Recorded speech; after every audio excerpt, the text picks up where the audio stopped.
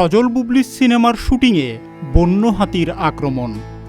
শাপলা শালুক নতুন একটি সিনেমা, আর এই সিনেমার শুটিং করতে গিয়ে চরম এক অভিজ্ঞতার মুখোমুখি হয়েছেন চিত্রনায়িকা শবনম বুবলি ও অভিনেতা আব্দুন্নুর সজল।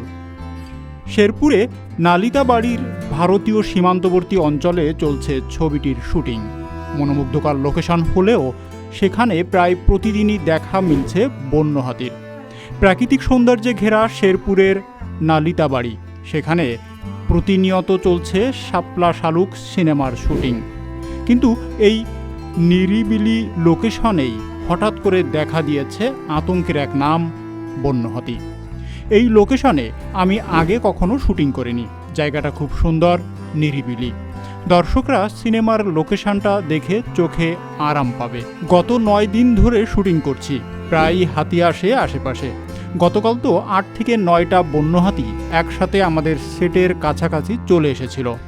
সবাই ভয় পেয়ে গিয়েছিল, তবে ভাগ্য ভালো, আমরা নিরাপদে ছিলাম। সজল জানালেন, সিনেমাটির গল্প অ্যাকশন ও রোমান্সে ভরপুর।